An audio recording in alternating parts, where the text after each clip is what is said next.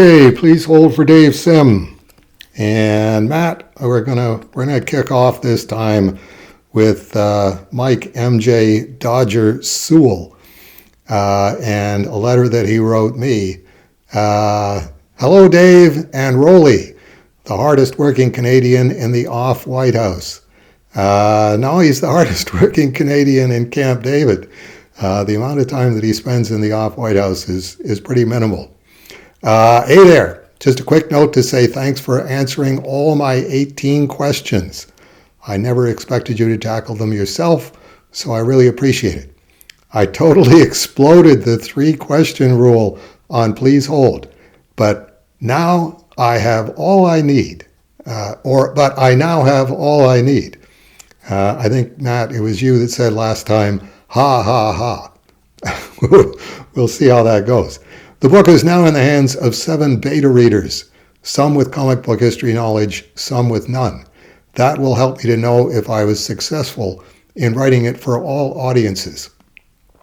One of my readers with no comic book experience has already said it was engaging and made her pick up a few graphic novels from the library.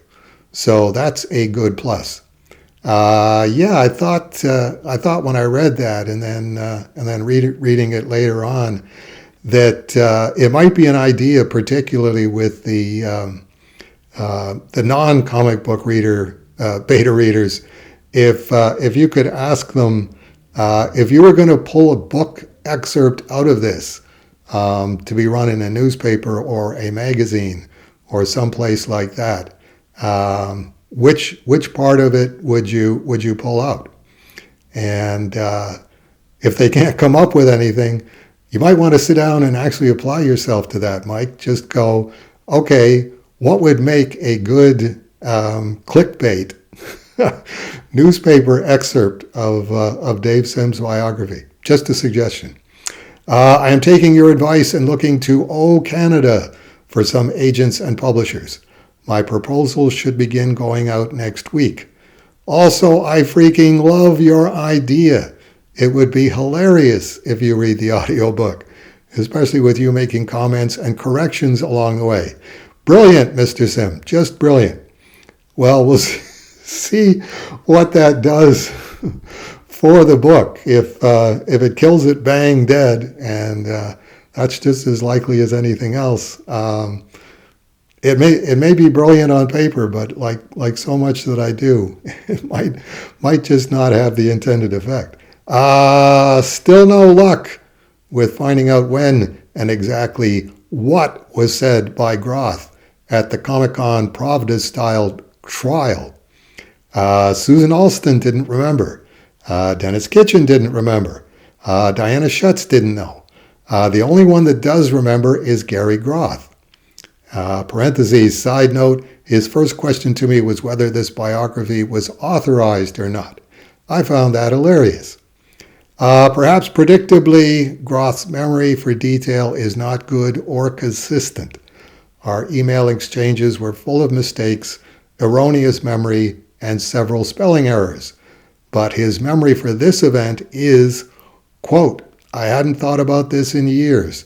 I proposed a mock trial as a panel at the San Diego Comic-Con circa 2000, where we would put forth a case against a half dozen individuals who, in the judgment of the Comics Journal editors, had a detrimental effect on the comics profession. I think there were at least a half dozen professionals indicted, and Dave was one of them. Others were Dennis Kitchen and Todd McFarlane. I can't remember them all.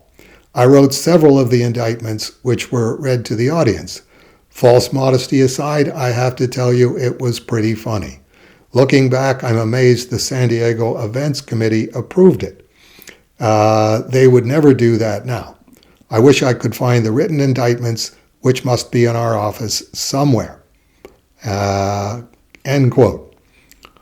So, back to Mike, I'm still looking for that detail. Other than that, the project is going well. One last note, during the 1982 tour of research, I came across the list of stops. You stopped in Santa Barbara at the Andromeda bookstore. I have fond memories of that store. I'm in Lompoc, which is in Santa Barbara County, about 50 miles north. Sadly, Andromeda closed many years ago, but that will give you a geographic reference for where this particular lunatic fan lives. Yeah, I have very fond memories of that store as well, and actually photographs. I will see about making a note for Rolly right now. I'll turn the recorder off while I make the note, asking him to look up the Santa Barbara stop in the photographs, which are still being sorted and labeled at Camp David. Okay, duly noted. I want to skip back to what you said about Gary Groth, or about our email exchanges were full of mistakes, erroneous memory, and several spelling errors. But his memory for this event is, and I was thinking it would be nice of you if you would contact Gary and say, here's where things that you said didn't jibe with the historical record. I'll be happy to quote you in the book, but I think it would probably be better if I let you know this, and this is actually that, and that. And if you want to revise that by email so that this, and this become that, and that, I don't think there's any real need to embarrass anybody. I'm pretty sure it's a courtesy that Gary Groth wouldn't extend to me, but I think you have to try to become a bigger person than that, and say there's no point in scoring brownie points off of someone when they're doing their best to remember whatever it was for a biography, and give them the chance to go, oh, okay, yes, I can see here from what you've emailed me that this, and that were actually that, and that. So if you can just change those to that, and that in the book, much appreciated. So I'll leave it at that.